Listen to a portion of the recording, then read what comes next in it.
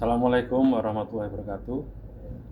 Sini perkenalkan, saya Novi Setiawan, salah satu peserta dari pelatihan coding dan kecerdasan artifisial yang diadakan oleh LPD Informatika FT Universitas Muhammadiyah Jakarta untuk SMA, SMK Kabupaten Grobogan 1.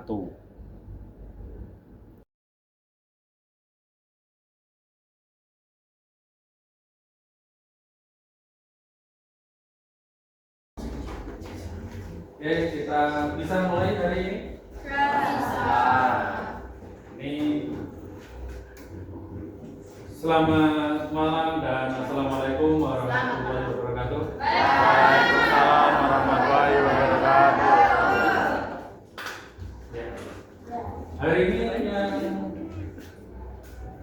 datang sehat semua ya. Alhamdulillah. Bagaimana tadi MBG-nya? Enak. Dari kenapa Siro? Tadi sudah dimakan Siro? Iya, enak. Enak. Ya, terus sedikit mau review. Terus hari ini yang udah berangkat ada? Berarti ini Hil, kenapa Hil? Ya. Terus hari ini melanjutkan yang kemarin sudah kita coba, masih seputar AI ya. Ya. Kita bahas tentang rekayasa prompt untuk kreasi konten. Oke, tujuan pembelajaran hari ini yang pertama menjelaskan beberapa konsep yang ada di AI. Jadi untuk move on dari AI yang selama ini kalian kenal secara autodidak gitu ya. Soal belum oke, kalian terima, jawab beres, betul ya? Ya, tapi sebagai manusia kadang sok kita lalai, tidak membaca jawaban dari AI. Maka kadang tidak semua jawaban AI itu benar. Ya, bagaimanapun AI tetap butuh input atau masuk. Nah, dari siapa? Dari kalian sebagai manusia. Itu ya. Oke. Terus kita akan melatih berpikir kreatif, jelas. Karena ngomong kita akan belajar prompt ya. Prompt itu diantaranya ya adalah instruksi yang kita berikan, kita sebagai manusia berikan kepada AI. Ya, kan kalian sudah kenal ya AI beberapa ya, dan sudah. Cuman biasanya kalau biasanya kalian gunakan untuk apa itu AI? Mengerjakan tugas atau kalian suruh ngerjain tugas? Suruh ngerjain tugas toh? Ya, seperti pembantu toh? Ya, layaknya pembantu yang cerdas gitu toh? Iya, kamu cukup uncapkan apa ke mereka? Soal. Peserta mampu mendemonstrasikan peran dan fungsi prompt dengan menyebutkan contoh prompt untuk tujuan berbeda. Oke, masih belum jelas ya. Jadi KPI kan gitu ya? Iya, bagus. Nah, berarti itu soalnya gitu. Mampu menyusun prompt efektif dengan memenuhi unsur kejelasan spesifisitas, konteks, serta memodifikasi prompt tidak efektif melalui analisis studi kasus. Ini ada strategi zero shoot dan view shoot. Nah, nanti kita akan ketahui apa itu. Nah, ada 4 bagian paling tidak kalau mau membuat prompt yang baik dan benar. Bukan berarti kalau kemarin kalian ngirim teks soal dengerin lagi ini. langsung untuk jawabannya itu salah. Cuman untuk membuat lebih maksimal bisa kalian pelajari seperti di depan. Yang pertama, apa yang pertama? Mengatur Mengatur konteks. konteks. Mengatur konteks itu menyediakan konteks yang diperlukan bagi model AI untuk memahami topik, gaya, dan tujuan aplikasi yang diharapkan. LKS halaman 8 ya? Ya, tahu. Ya, sambil melihat LK halaman 8, nah itu kan ada LK itu ya. Oke. Berarti menurut konteks ini kalian ceritakan tuh. Kalian siapa? Oh, saya siswa kelas 10 di SMA negeri dari lingkungan seperti apa. Ingin membuat apa? Membuat analisis masalah dan solusi tentang apa. Nah, terserah kalian yang mana. Itu ya. Yang di dalamnya ada ketentuan sebagai berikut. Itu kan ada tuh langkah-langkah apa itu? Pemecahan masalah. Alur penyebab akar ya. Akar penyebab masalah, dan lain-lain. Oke, seperti yang ada di LK ya. Terus memberi instruksi spesifik. Instruksi yang jelas spesifik membantu model AI untuk fokus pada output yang diharapkan. Poin 2, itu ada itu ya. Di LK mengenali masalah, terus apa? Mengumpulkan informasi, terus menentukan alternatif solusi, terus memilih solusi terbaik. Yang ke berikutnya, ya itu kan realisasi proses yang harus kalian alami sebetulnya, kan itu ya. Tapi kalian buat itu dalam instruksi biar yang mengalami itu siapa? Si A. AI. Itu loh. Prosesnya. Itu gambarannya ya. Oke. Ya, menentukan format output. Saya mintanya outputnya misal di format .docx. Itu berarti nanti di Microsoft Word. Itu ya. Waktu kalian kalau saya minta hasilnya silakan nanti dibuat presentasi. Berarti kalian boleh dalam format presentasi yang nanti kalian kembangkan untuk visualnya bisa dibantu kan tanpa seperti biasanya tuh tuh masuknya. Terus memfasilitasi kreativitas, memberikan elemen kreatif dalam prompt seperti metafora, analogi, atau skenario model KA untuk menghasilkan output yang memiliki nilai estetik. Ya, ini jadi daya kreativitas kalian. Saya ulangi ya, daya kreativitas kalian menentukan di sini. Melihat LK halaman 8, kalian atur instruksi prompt yang sesuai dengan output yang seharusnya. Nah ini supaya dapat outputnya lebih nyata. Oke. Maksud? Next mas. Ini ada unsur pembentuk.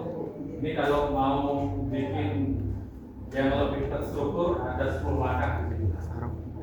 Wow. Ya, ternyata dari prompt tidak sekedar muncul soal kan? Iya. AI itu bisa melakukan lebih dari apa yang kalian bayangkan. Asal kalian kreatif dalam membuat prompt atau memberikan instruksi. Paham ya? Yuk, dan hari ini tujuan kalian di sini menantang kreativitas kalian, merangkai kata untuk jadi prompt yang baik dengan hasil yang sesuai berdasarkan LK halaman 8. Analisis dan evaluasi. Jadi nanti ketika kalian sudah buat prompt tuh, AI kerjakan, nanti banyak itu urut-urutan hasilnya. Ini tuh ya, kalian baca one by one, kalimat per kalimat sesuai nggak dengan yang kalian minta. Kalau ada yang nggak sesuai, iya komen lagi. Kan gitu ya? Iya. Lebih dalam lagi. Kok saya pingin yang ini loh? Ini kok ini kok? Misal ChatGPT, kalian sering panggil aplikasinya enggak? Panggilnya gimana? Kalau saya kan sudah Candy, saya maunya yang ini sama ini nggak ini, harusnya yang seperti ini. Tolong perbaiki ya. Nah, saya bilang gitu. Ya menganggap dia itu makhluk ya membantu, tapi kan mau membantu sama pembantu juga harus sopan ya. Ya kan? Dan dia melakukan dengan lebih baik lagi. Nah kamu memberi instruksinya kasar, ya dia melakukan, tapi ya sebatas aja. Dia nggak kasih rekom yang membantu. Nah nanti silakan nanti diteliti lebih lanjut, ya. 34% pengguna AI cenderung mengalami penurunan kemampuan analisis dan terlalu bergantung pada solusi instan. Dan ini sudah terjadi banyak terjadi pada kalian. Ya, jadi harus hati-hati memposisikan diri. Ingat, kalian manusianya. Kalian ini harus lebih kritis. Jangan mau terima mentah aja apa yang disampaikan oleh AI. Cek, kalau perlu cross check lebih dalam lagi. Oke, ya kalian coba membuat prompt untuk menyelesaikan halaman. Betul. Ya. Oke. Nanti masing-masing dari kalian guna dua AI ya. Masing-masing gunakan dua AI ya dengan instruksi atau prompt yang sama. Nanti lihat hasilnya di screenshot, di copy ya screenshot promptnya, terus hasilnya di copy paste buat dalam format .doc. Oke, yang mau presentasi dibuka dari sini ya.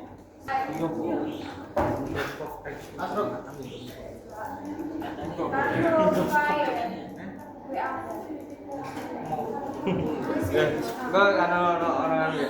Nak kayak kok dina menggodat. Anjing. Enggak penting. Assalamualaikum warahmatullahi wabarakatuh. Waalaikumsalam warahmatullahi wabarakatuh.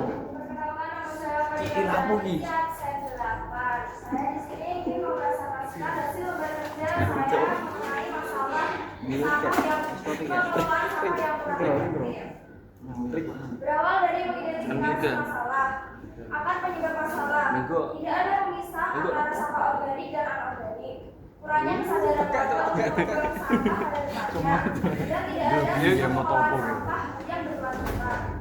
Dampaknya, lingkungan menjadi kotor dan bau, menimbulkan penyakit dan pencemaran, lalu sampah menumpuk dan mengganggu kenyamanan, bisa kenyamanan mata yang mati sepanjang. Ketok berai. Lalu pengelolaan masalah diawali dengan mengenali masalah. Pengelolaan sampah tidak efektif karena tidak ada pemisahan dan pengelolaan yang benar. Lalu mengumpulkan informasi. Sampah organik bisa diolah menjadi kompos. Sampah anorganik seperti plastik, botol, dan kertas bisa didaur ulang atau dijual ke bank sampah. Lalu perlu adanya edukasi tentang kebersihan lingkungan. Menentukan alternatif solusi. 1. Menyediakan tempat sampah terpisah antara anorganik dan organik. Terus membuat program bank sampah di sekolah atau masyarakat. Mengolah sampah organik menjadi kompos.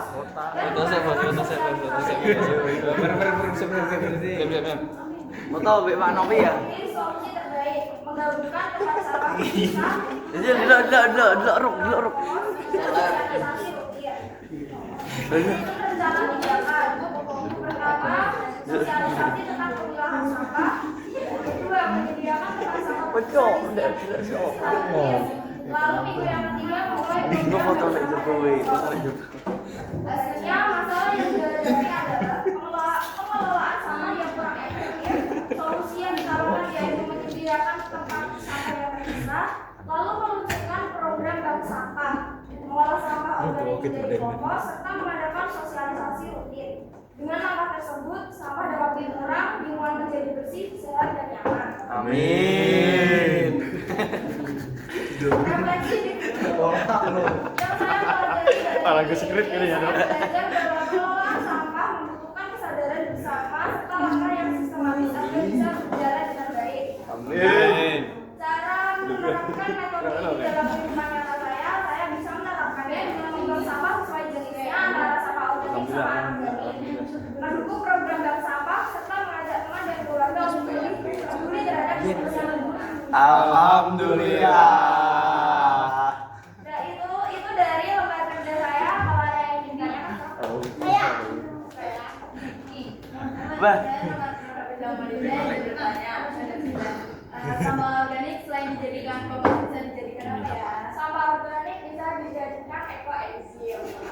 Contohnya itu Mana, Kak? rumah tangga seperti apa? Sisa-sisa sayuran, sisa-sisa buah-buahan. Oh. Ya, gitu. Tahu. Terus potong-potong kecil-kecil, biasanya tuh para ibu-ibu itu itu kayak biopor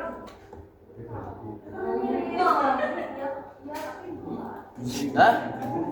itu tuh biasanya ibu-ibu ngasih Ayo, mau yuk. galon Apa? isi air sama gula merah. Terus itu apa sampah-sampahnya empat gula merah sama empat. Ya, tapi biasanya Oh iya? gula merah. Banyakan. Gitu ya. Jadi dicampur sama ayam, Bang. Kalau udah jadi fermentasinya biasanya. Disontoh tuh. Lagi ya, Bang. Oh iya, itu tuh dipotong-potong terus dimasukin kalau udah full itu tuh nggak ada bau nggak enak, itu malah baunya kayak cuka. Kalau fermentasinya berhasil, kalau misalnya fermentasinya berhasil, bagus. Kalau biasanya ada berapa?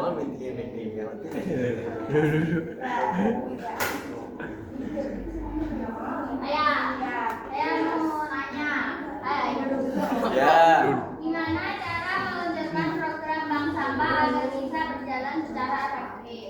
Biasanya tuh bank sampah ada salah satu. Ojo gue ketel atau gentol.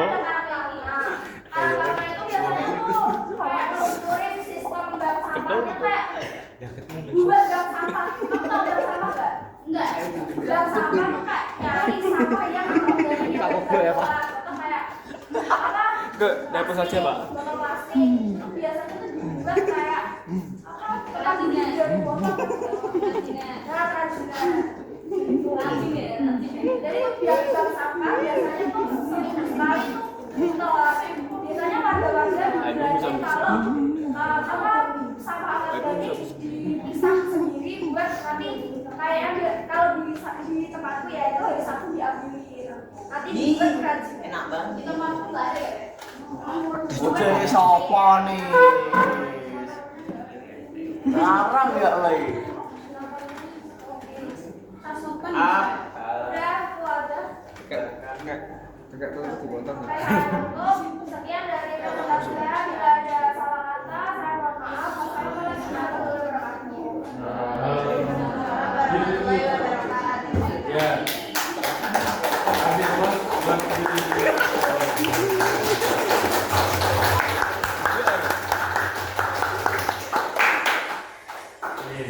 Ya, itu ya. Iklannya berhenti. Waduh, ini. Masuk sini ya. Nimbrung kaitannya dengan tadi Eko enzim, yaitu diantaranya memanfaatkan yang di rumah pernah beli air mineral galon yang sekali pakai itu. Nah itu kan banyak tuh di rumah yang pakai ya. Ya. Sekali Pakai. daripada saja bisa dimanfaatkan, diantaranya dipakai untuk membuat ego enzim. Semua bahan-bahan sampah rumah tangga yang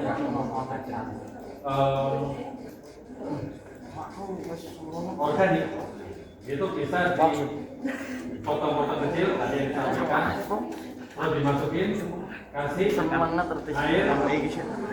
air yang bagus, pakai air cucian beras, gitu ya. Itu yang paling kan masalahnya apa? Pengelolaan sampah yang kurang bersih. Akar masalahnya orang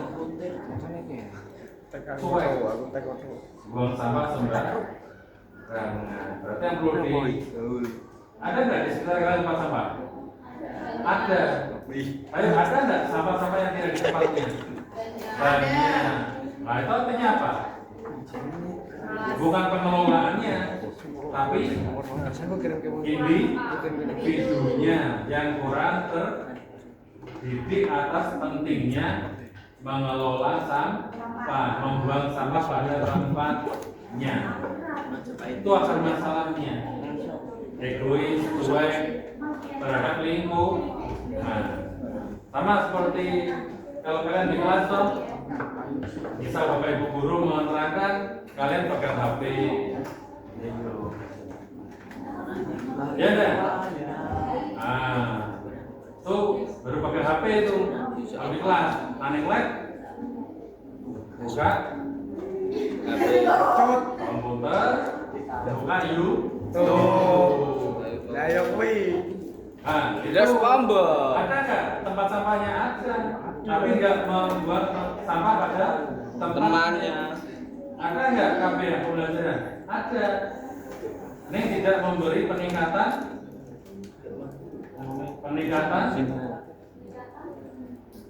kualitas di diri. Kenapa? Pas Bapak Ibu nerangke, kowe sakarepe bukan aku balik ora tambah pinter, sing salahnya sapa? Gurune, dikira ora iso padahal sing diajar oke ya? Kasus utuh. Terima kasih Mbak Dila. Ya, boleh kembali ke alamnya. Oke, next ada? Iya, sip. Assalamualaikum warahmatullahi wabarakatuh. Waalaikumsalam warahmatullahi wabarakatuh. Nama saya Muhammad Fahmi Mirza, absen 25, kelas 10-11. Saya akan mempresentasikan masalah sosial akibat globalisasi dan era digital. Masalah globalisasi dan era digital itu ada 4 yang salah saya jelaskan. Masalah sosial bidang ekonomi. Produk luar negeri mudah masuk, mengancam budaya lokal. Teknologi menggantikan tenaga manusia. Banyak pekerja baru berbasis aplikasi digital. Masalah bidang pendidikan. Semua orang bisa menggunakan teknologi internet dengan baik. Tidak semuanya orang bisa menggunakan teknologi internet dengan baik. Menurunnya keterampilan berpikir kritis, menyebaran informasi pendidikan yang tidak valid. Masalah sosial bidang budaya. Maksudnya budaya asing mengaruhi budaya hidup, nilai dan norma tradisional berubah, bahasa daerah tergeser bahasa asing. Masalah sosial bidang politik. Menyebarkan hoaks yang memengaruhi opini publik, tekanan global terhadap kebijakan dalam negeri, penyalahgunaan data untuk kepentingan politik. Solusi dan sikap. Kritis memeriksa informasi sebelum dibagikan, bijak gunakan media digital secara positif, lestarikan budaya lokal lewat media sosial digital, kembangkan ekonomi kreatif lokal yang kompeten, terapkan etika digital demi ruang maya sehat. Silakan tanya. Ya.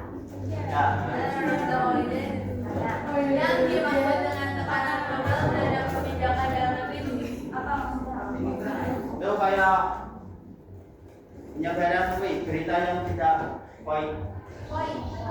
Tidak benar. Ya maksudnya dari globalnya itu apa? Ya itu kan seperti berita gedung DPR. Itu kan ya.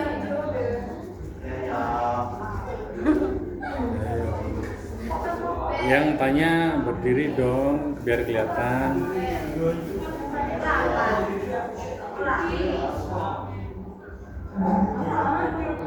Yo, yang tanya berdiri. Saya Nona Bintang Molida, Aksan 29, saya bertanya. Yang dimaksud dengan tekanan global terhadap kebijakan dalam negeri itu gimana? Kritik dalam pemerintahan. Dalam pemerintahan. Kritik itu loh. Kayak tekanan pajak. Tekanan itu termasuk tekanan saya sama itu.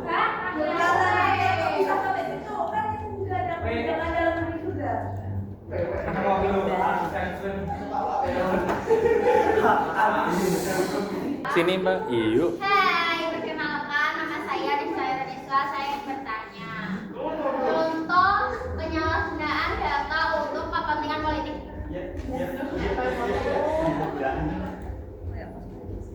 Saya Fadila Ningsih, saya ingin bertanya mengenai solusi dan sikap. Solusi dan sikap adalah mengembangkan ekonomi kreatif lokal yang kompetitif. Cara mengembangkannya seperti apa dan ekonomi kreatif lokal itu seperti apa? Ya, ini resikonya kalau belajar sama orang-orang cerdas itu ya. Iya. Pertanyaannya sangat kritis. Ekonomi kreatif lokal itu apa? Contohnya apa? Ya, contohnya apa? Ya, kalau bicara masalah ekonomi berarti kaitannya dengan apa yang paling dekat?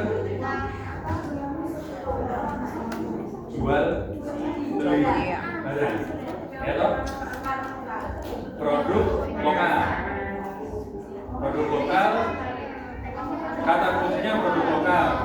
Terus ada jual beli. Oke? Kira-kira apa? Contohnya apa? Ketika ada tontonan wayang misal, tumbuh enggak kira-kira ekonomi sekitar? Tumbuh enggak? Kenapa tumbuh?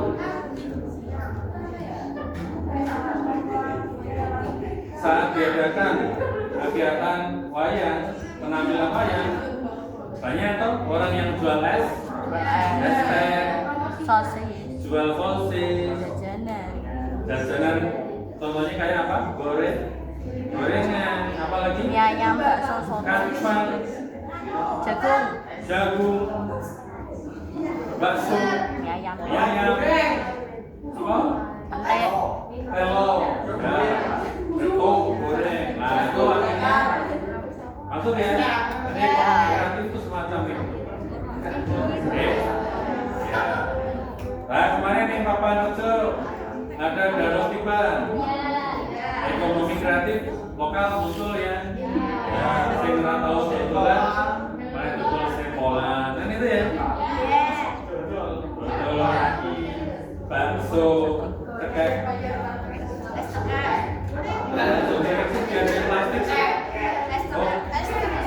Oh, es tekek, bakso, tentang-anting berarti. Kan panas ya, bakso tentang-anting. Ya itu contoh ekonomi kreatif. Ya.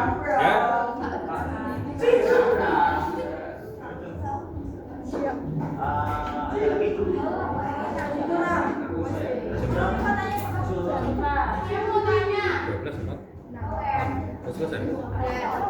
ya nggak tahu Pak. 46. Berarti udah selesai. Oke. Oke, terima kasih. Ya, beri aplaus untuk Mardi.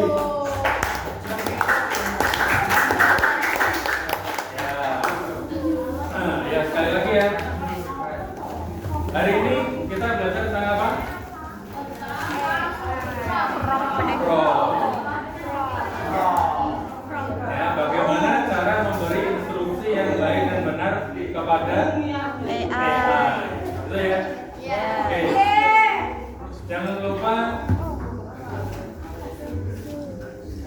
from-nya di screenshot. Kan ini kalian bikin pakai AI ya. Ya, from-nya di screenshot, kirim melalui itu kan hasilnya. Ya. Oke, udah ada pertanyaan tuh? Bisa, kalau nggak ada, pekan depan lanjut untuk presentasi berikutnya ya. Iya. Kalau disiapkan lebih matang lagi dan siapkan pertanyaan yang lebih menantang lagi. Kelas saya akhiri boleh? Kalau ada salah kata saya minta maaf, dimaafkan ya. Dimaafkan ya. Diikhlaskan ya. Ya, tetap semangat. Selamat malam dan wassalamualaikum warahmatullahi wabarakatuh. Mau foto? Mau foto?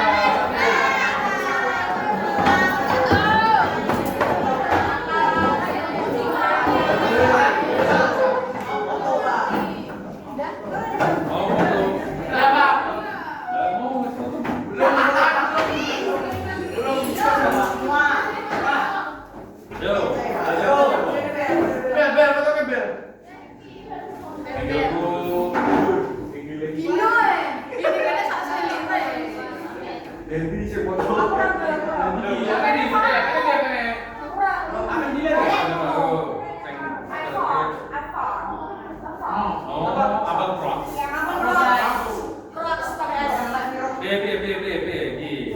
Gini Pak.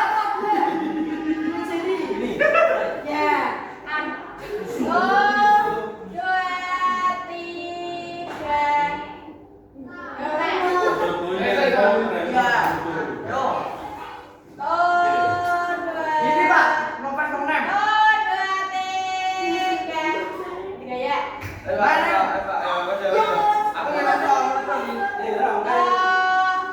Ayo lo Pak, ayo lo.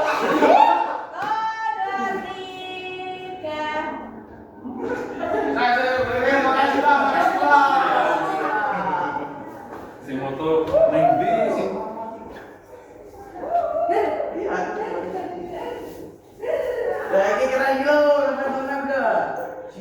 Kirim ya. Kirim ya. Ya Pak.